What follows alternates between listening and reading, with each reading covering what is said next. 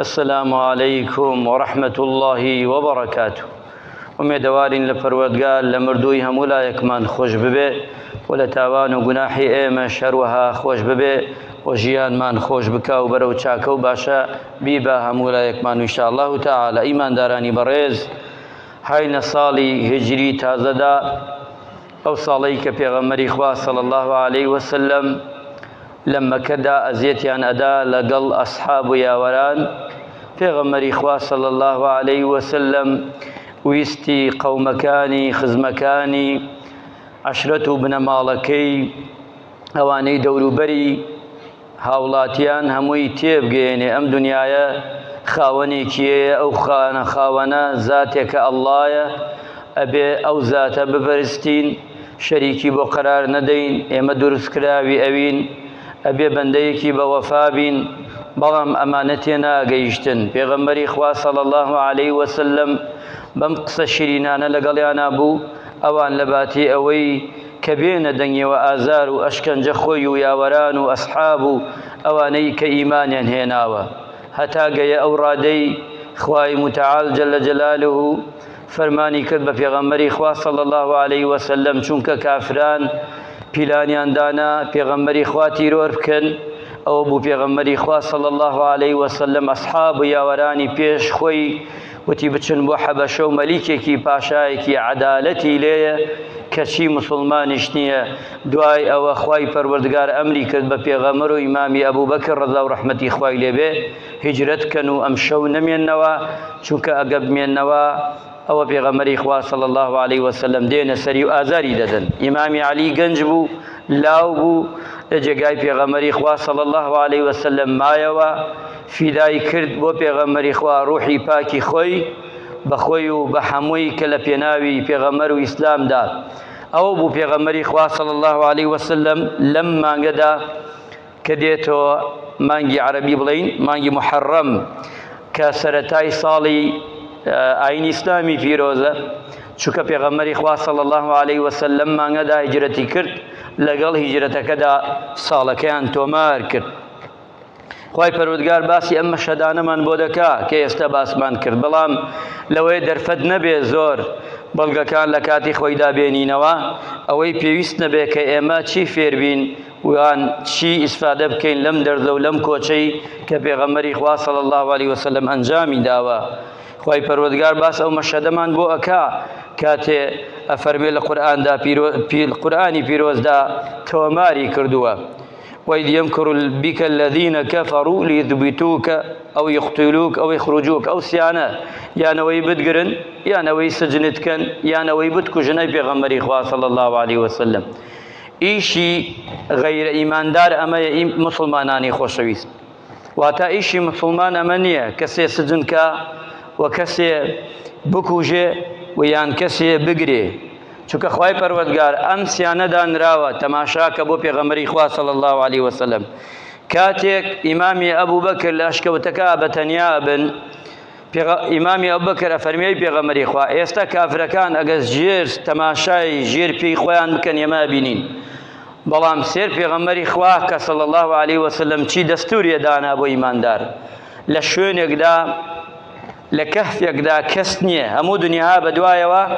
پێغەمبەری خوا صلی الله علیه وسلم لەگەڵ ئیمامی ئەبوو بەکر چونکە ئیمامی ئەبوو بەکر وەتەمەنترین کەس بووە لەناو ئەسحاب و یاوەرانە لەگەڵ پێغەمبەری خوا صلی الله علیه وسلم پیاوی بەتەمەنیان تیا نەبووە هەمووی گەنج بووە ئیلا ئیمامی ئەبوو بەکر نەبێ ڕەفاقەتی پێغەمبەری هەڵبژاردووە پێغەمبەرش کردێتی ڕەفیق و هاوڕێیەکی چاک و سەدیقی ناوناوە لەگەڵیا بووە فیدای کردە خۆی ماڵی هەمووی نەفسی ئیمامی ئەبوو بەکر لەگەڵ ئەوەدا پێغەمبەری خوا فەرمێ ئەبا بەکر تۆ چی ئەڵێی چۆن ئەڵێی کە یەکەم و دووەم من و تۆ بین سێممان خوا بێ چۆن خوا تەسلیمی ئەمە ئەمانەمان دەکا پێغەمبەری خوا چۆن ئەمڕوانێ ئیمانداران لە کاتی تەنگانەدا و کە لە دنیادا تەنگانەیەک و قورسایەک دێتە سەرت ئەو کاتە ئیمانەکە تاقیەکرێت و ئیمانداران ئیسە خۆشیە شادیە هیچ تنگانە نایێتە جێگات. ئیمان ئەمە حەساو نییە.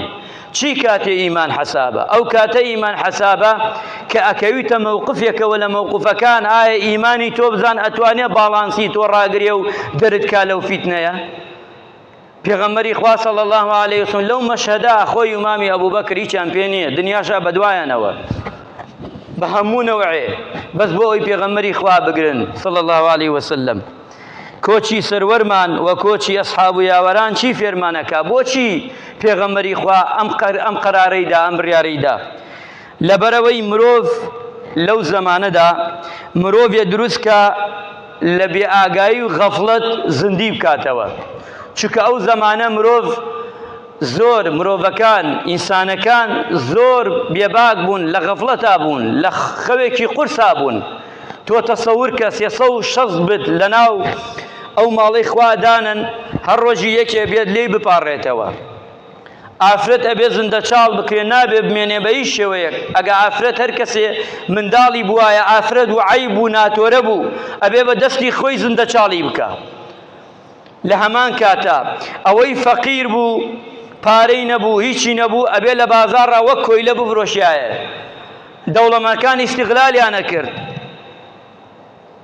شوێنە گشتیەکان و پیا و ماقولان بەس بۆ ئەوانەی کە مەنسەبیان هەیە و پارەیان هەیە و ئەوەکانی تر حەسابیان بۆ نائەکرا.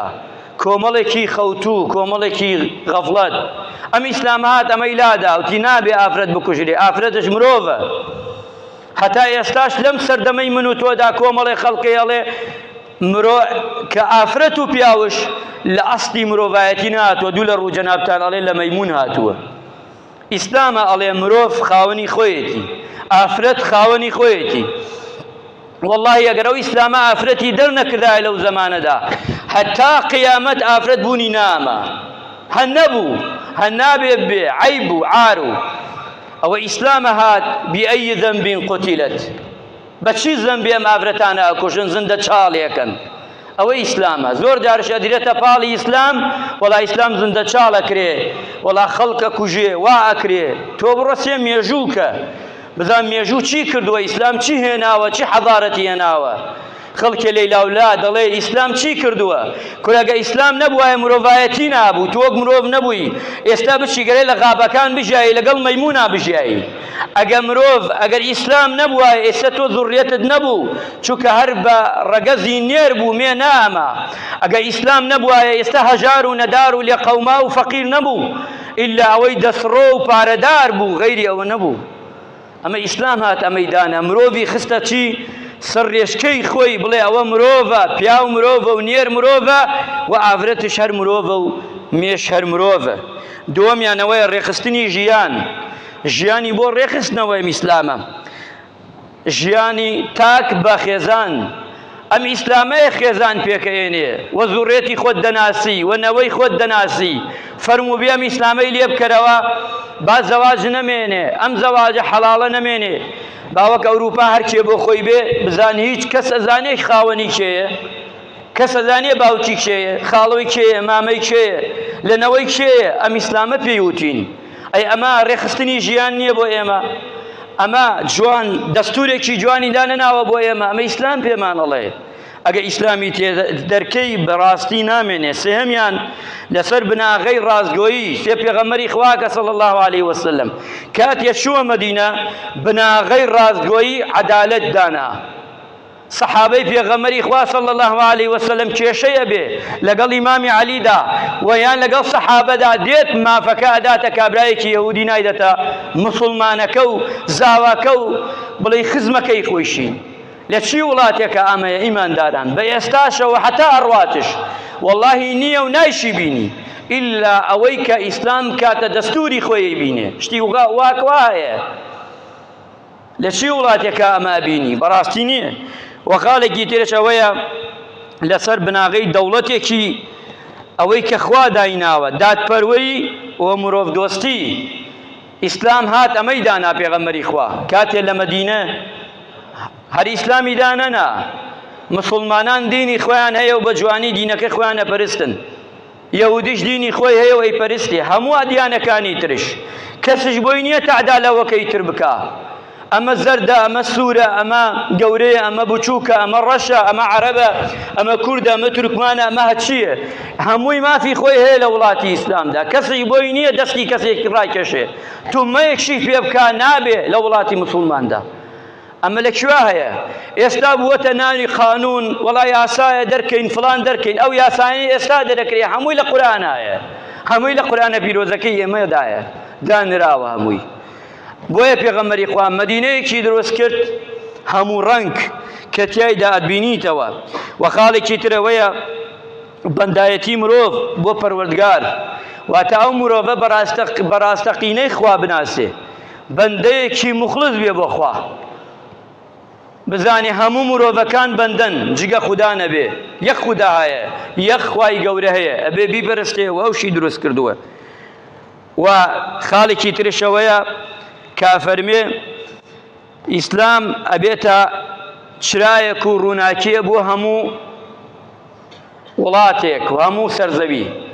زۆر جار ئێمە گلەییەکەین ئەڵێن وڵاتە ئیسلامیەکان یان وڵاتە موسڵمانەکان نە ئیسلامین. ئەوە خەتای خۆمانە موسڵمان عەزیزەکان، بەخوا خەتای دینەکەمان نییە، ئێمە خۆمان گێڕین. ئیسلام چی بکا لەگەڵ من و تۆدا؟ ئەو قورئانە هەموو شتی تایە. ئەی من خراپم، ئیسلام بۆ خراپ بێ، من خراپم تۆ خراپی. کابرایەکی بێدین دزی ناکا، من و تۆ دزیەکەین. ئایا لە ئیسلامدا وترێەوە موسڵمان دزی بکا و کافر دزی نەکا؟ شتی وایە نەخێر، بەڵکو ئەبێ من و تۆ دزی نەکەین پێشی ئەو لە ترسی خوا نییە بڵێ وڵا ئەو پیاوێکی زۆر چاک و زۆر گرینگە، لە ترسی قانونەکەی خۆیەتی ئەگە دزیکای کەنە سژنەوە. ئەلەگە وڵاتەکەی من و تۆشدا قانونێکی چاک و باش بێت، دزی دەسی ببڕێ یان دزی بکرێتە سژنەوە، غەرامەیەکی زۆری لەسەر بکرێ، وەڵاهی دزی ناکە ئەگەر لە ئیمانەکەیشی کەس بێ، لاوازش بێ. بەڵام مسڵمانەتی من و تۆ بەڕێگەی ئەو قورئان و سونەتە نییە. بۆیە ئاوا حاڵمان ئاوایە بینی.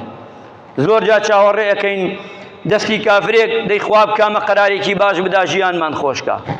ئەنا خۆمان ئاوامان کردووە کە ئەوان بنە گەورەمان و ئێمەش تەماشای ئەوان بکەین.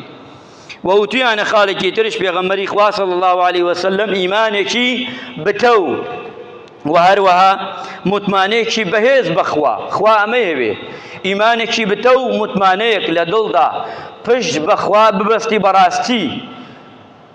ئەمەی ناو ئەصحاب و یاوەراندا پێغەمبەری خوا بۆمان تەفسیر کردو و ژیانی ڕەنگی داوەتەوە.